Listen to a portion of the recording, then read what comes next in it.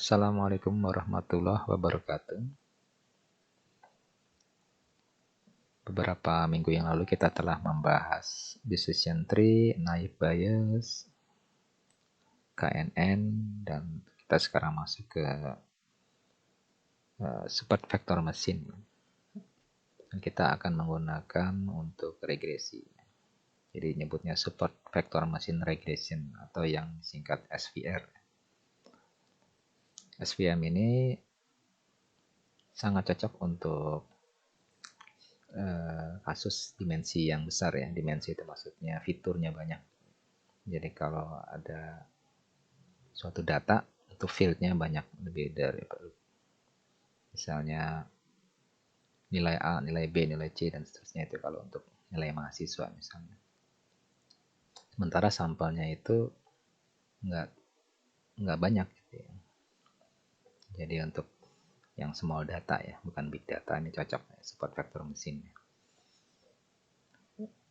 Karena dia efisien ya memorinya. Kemudian ada kelemahan juga dia. Jadi karena menggunakan data yang sedikit dengan fitur yang banyak, problemnya nanti itu overfitting atau terlalu klasifikasinya terlalu.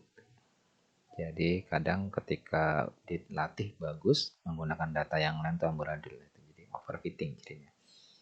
Maka menggunakan kernel, fungsi kernelnya dan regulation itu harus bagus. Kernel itu untuk menggunakan hyperplane gitu ya. Jadi ternyata itu kalau ada garis seperti ini nih, itu kalau 2 dimensi itu kan berpotongan nih. Tapi kalau 3 dimensi berarti belum tentu ya. Kalau dimensinya dia dinaikin, yang ini bisa aja di atasnya, yang ini di bawahnya gitu ya. Itu kita menggunakan fungsi kernel gitu.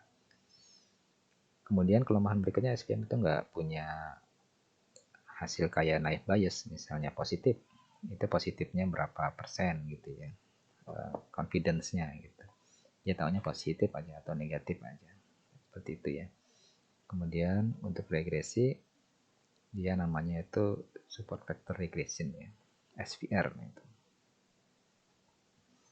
Ada juga NUSVR, linear SVR, silahkan baca sendiri. Ini saya ketik aja SVR. Untuk yang ingin lihat source code-nya, ketik aja source di sini. Nanti Anda akan masuk ke GitHub-nya.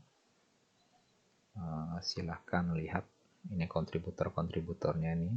Apakah ada Anda di sini? Kemudian kembali lagi. Dan Anda harus belajar object oriented programming karena di sini bentuknya kelas ya. Kelas. Nah, di sini ada penjelasan.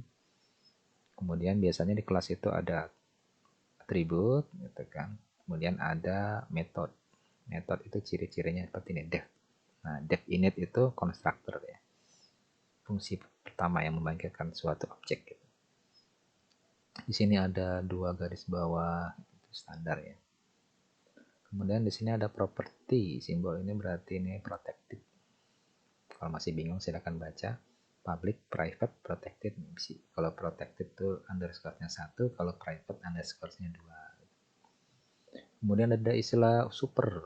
Nah, ini inheritance, konsep inheritance berarti dia ngambil dari kelas induknya. Nah, ini yang membuat bingung ini kalau baca program berbasis objek ini. Ada lagi depth. Dan ternyata dia menggunakan probability ini, improvement dari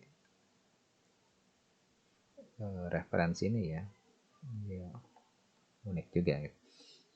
Oke, kita buka aja, ini ada contoh soal exam gitu ya, menggunakan SVR.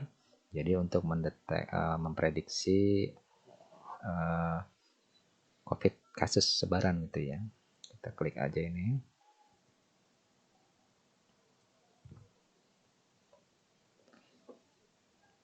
Menggunakan Google Colab ada untungnya karena kita nggak perlu install macam-macam ya, tinggal menggunakan browser dan kita minjem server dan aplikasinya Google gitu. Ini ada library pustaka yang diimpor, kemudian di sini ada upload file. Nah, upload file yang yang COVID tadi itu ya. Kemudian di sini ada contoh satu classifier namanya SVR. Pakai fungsi SVR yang tadi di Skyhead. Ini parameternya. Kemudian hasilnya nanti di plot gitu ya. Kemudian menyediakan data itu juga tugas yang penting. Jadi sini ada data Excel ya. Excel itu isinya ini. Ada dari Cina, ada India. Ini kita coba pakai India, kita sorting aja sampai 400-an data itu ya. Sampai 29 April nih 2021 data ini. India terjadi kenaikan yang sadis nih di akhir-akhir di April ini. Kemudian ini kita copy, kita paste ke yang baru, kita paste di sini gitu.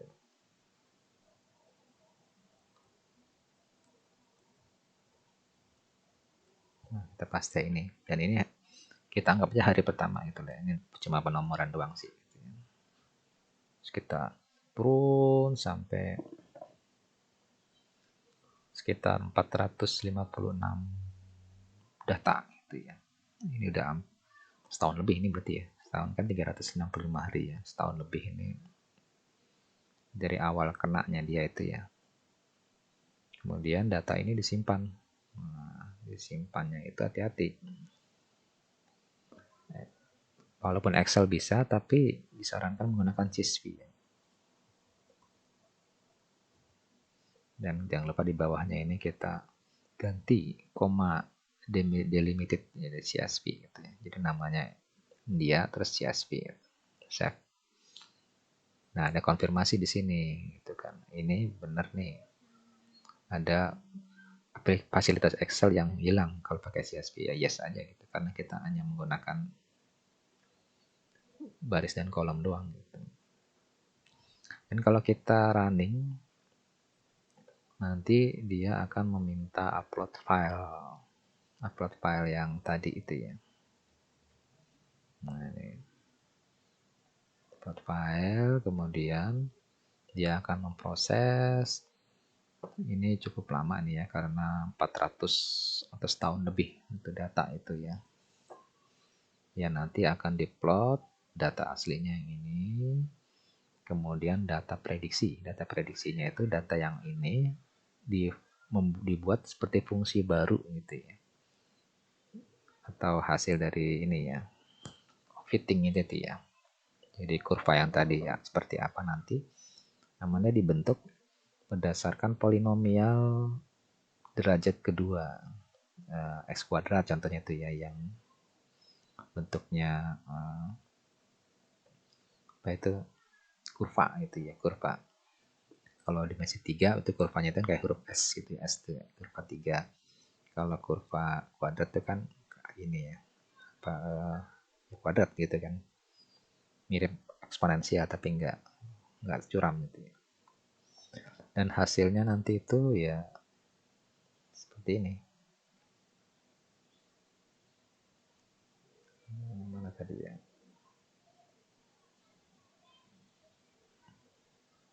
Nah, cukup lama juga nih hasilnya. Kita tunggu saja. Dan seperti ini hasilnya ternyata ya. Yang berwarna biru ini data aslinya dari India nih. Di hari ke-300 semenjak kena pertama kali itu dia terjadi puncak itu kan terus mulai melambat. Nah, dia ini nih seperti dinding ini yang mengerikan itu ya. Yang oranye ini adalah hasil dari prediksi dari yang warna biru ini. Prediksi. Sementara yang hijau ini adalah 5 data yang digunakan untuk memprediksi. Jadi ya ini 1, 2, 3, 4, 5. Data ke 457, 465, 470 dan sekian. Ini bisa berbeda-beda gitu ya. Bisa nambah. Misalnya saya mau yang di sini nih, kira-kira di sini apa di sini gitu kan. Kalau lihat seperti ini, puncak melandai lagi berarti kan dia begini ya. Mungkin seperti ini dan harapannya ini bisa menebak benar gitu ya di sini. Kecuali kalau ini tiba-tiba seperti ini ya, kayaknya nggak mungkin ya, habis orang dia ntar. Oke, itu saja mungkin untuk ilustrasi bagaimana SPR bekerja dengan menggunakan Python yang berjalan di Google Colab. Assalamualaikum warahmatullahi wabarakatuh.